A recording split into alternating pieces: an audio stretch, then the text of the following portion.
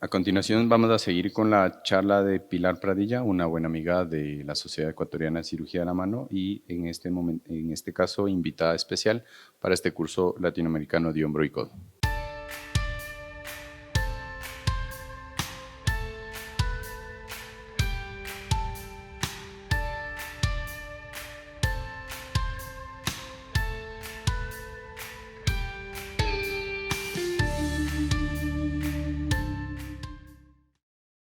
Hola, buenas noches o buenos días en Quito. Es un placer estar aquí con vosotros, agradecer al doctor Byron Torres la invitación y asimismo sobre todo a mi gran amigo Fidel. Y me gustaría estar con vosotros, pero bueno, esto es lo que tenemos con esta situación. Yo voy a hablaros de las neuropatías por compresión del nervio interóseo posterior. Ante todo, unos conceptos rapiditos sobre la anatomía que son importantes para entender la situación de este nervio. Y como vemos en estas imágenes, pues saber que el nervio interoso posterior proviene del nervio radial y este a su vez de la división posterior de las raíces de 5A1. Es a la altura del pectoral menor, como vemos aquí, que se convierte ya en el tronco secundario posterior y de este tronco va a salir el nervio radial y el nervio axilar. Es el nervio radial que continuando a lo largo del brazo llegará hasta su situación en el codo para situarse en lo que vamos a conocer como túnel radial, que es justamente las zonas de compresión del nervio radial y nervio interóseo posterior. Como vemos en la imagen de la izquierda, este túnel radial se inicia en el tercio distal del brazo, donde va a dar una rama motora para el extensor carpii radialis longus y después pasará por debajo de la musculatura epicondilia y de los extensores y del braquio radialis, y más o menos a la altura de la cabeza radial es cuando se va a dividir en ramas superficial y profunda. La rama superficial es la que es sensitiva y la motora es la que es la que va a dar lugar precisamente al síndrome del nervio interóseo posterior. Y va a penetrar a lo largo de los haces que tenemos aquí, del profundo y del superficial del músculo supinator. ¿Cuáles son las zonas entonces que tenemos importantes de compresión? Son 4 específicamente, aunque la más importante es la arcada de Froese, o en realidad arcada de Froese es todo el músculo supinator. La primera de ellas va a ser justamente a la entrada de este túnel radial, en esta posición que estáis viendo. La segunda, que se dice también importante, son todos los pequeños vasos que rodean al nervio que penetra en el supinator, que son las ramas recurrentes de la arteria radial. La tercera en importancia son los márgenes tendíneos que tiene el extensor carpii radialis brevis, y la cuarta, como he dicho, la arcada de Froese, que tiene un tamaño muy extenso, de por lo menos 3-4 centímetros, y donde el nervio queda comprimido a sus distintos niveles, provocando diferentes lesiones según la situación. Algunos detalles para entender esto. En primero, que es más frecuente en hombres que en mujeres, que las causas son fundamentalmente traumáticas o bien por ocupación de espacio, lo es, y de otras veces por compresiones espontáneas. Entendiendo la anatomía de nuestros nervios precisamente, sabremos que el hecho de estar comprimido, digamos, por la cara profunda del extensor carpii radialis brevis, que es tendinoso en un 90% de los casos, o también la parte superior, el hiatus superior del músculo supinator, que es excesivamente fibroso en ocasiones, unido a la dirección extraña que lleva el nervio radial, el nervio interóseo, que da muchas vueltecitas, más el movimiento de pronosupinación repetitiva, entenderemos la patofisiología de las compresiones del nervio interóseo posterior. ¿Cuál es la clínica? Como hemos dicho, su comienzo es muy insidioso, es confuso, es un dolor en la masa muscular extenso-supinadora que se confunde a menudo con una epicondilitis y que los pacientes pueden llevarse meses y meses con este dolor inespecífico, tratado por fisioterapia con muchas cosas, cuando en el fondo, si lo exploramos bien y le provocamos maniobras de dolor, nos vamos a encontrar que lo que estamos en realidad es ante una neuropatía y no ante una lesión muscular.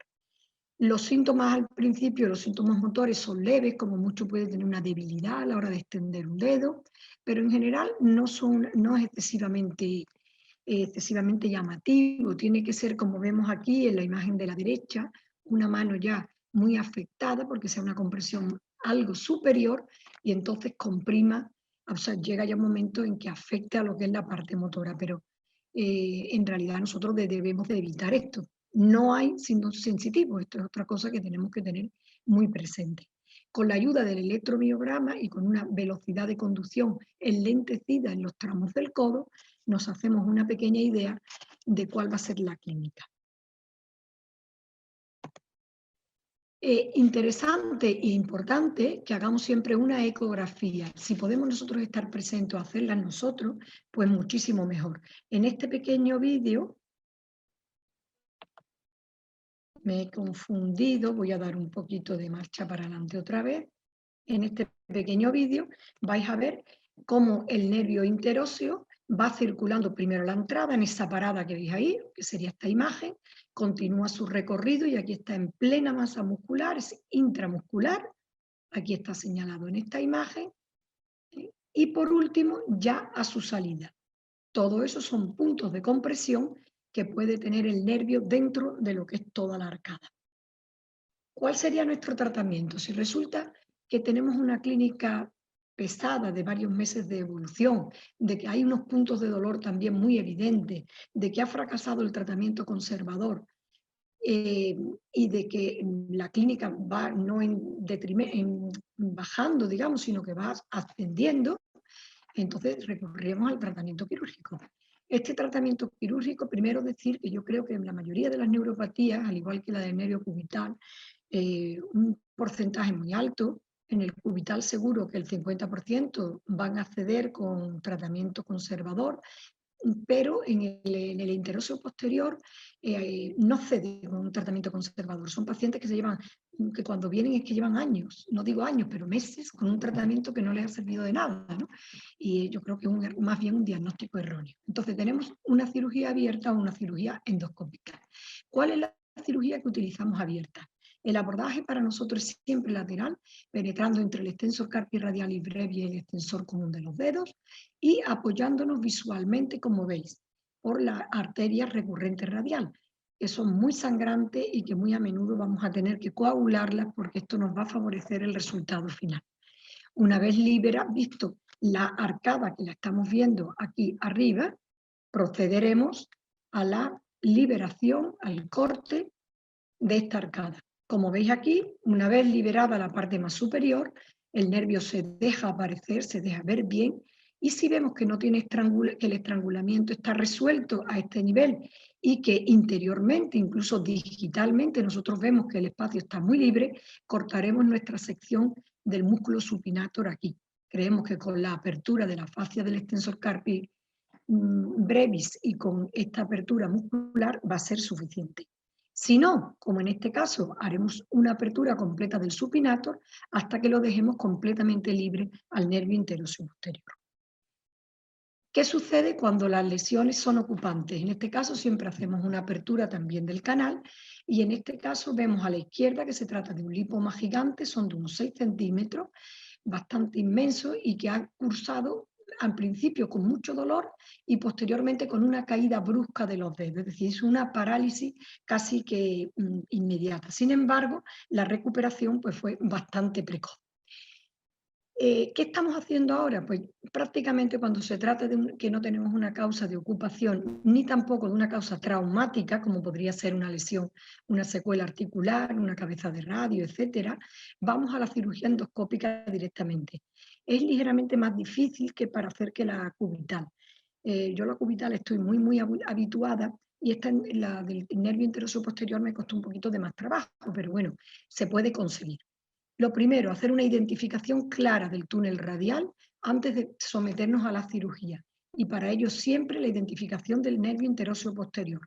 Como veis, y de la arcada. Como veis, estas 3 flechas nos están indicando los puntos exactamente marcados con el ecógrafo y sabemos que de aquí a aquí es el recorrido del nervio. Por lo tanto, cuando vayamos a introducir el endoscopio, esta es la vía que nosotros vamos a seguir.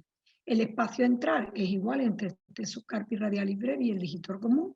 Como veréis, es muy pequeñito, de unos 3 centímetros, no más, muy poco sangriento, hay que hacer muy poca, solamente para coagular los vasos de la arteria recurrente radial, pero no sangra prácticamente nada. Pasaremos luego a la introducción del disector. Primero, según la técnica original, lo haríamos en dirección proximal, por lo tanto, entraríamos a mitad de camino dentro del mismo músculo y nos dirigiríamos hacia arriba. Una vez que hemos identificado y liberado el nervio, cambiaríamos nuestra dirección y volveríamos a introducir el disector, esta vez, como veis aquí, en dirección distal, para hacer la liberación distal. Yo personalmente, cuando lo introduzco el endoscopio, en más de una ocasión he podido hacerlo directamente, es decir, me coloco en la parte proximal y voy directo hasta el final. No hago el cambio de endoscopio, pero bueno, la técnica original, y para aprender yo creo que es más sencillo entrar un poquito más abajo de donde estamos aquí marcados, en la zona media que dijimos antes, y cambiar la dirección 2 veces, porque se ve quizás mejor. Desde proximal lo que vemos en un principio, y la vaina, el disector, cómo va hacia adelante y nos deja ver la zona que vamos a resecar. Y esto es la técnica contraria, haciéndolo primero, como hemos visto, entrando en esta zona media para dirigirnos a proximal, y luego aquí veis que ya que lo hemos abierto proximalmente, este es el nervio, nos vamos a dirigir a la situación distal.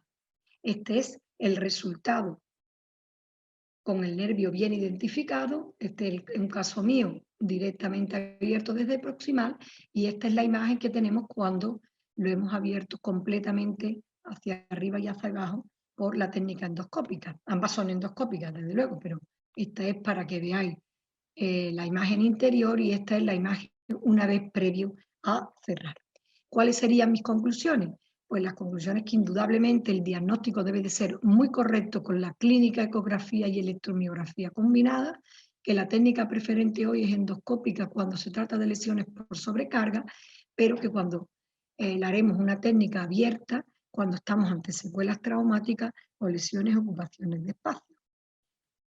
Muchas gracias por su atención, y aquí estamos, como dije al principio, intentando vencer los medios que se nos ponen en contra, pero que son naturales, y deseando de veros a vosotros y deseando ver al reventador.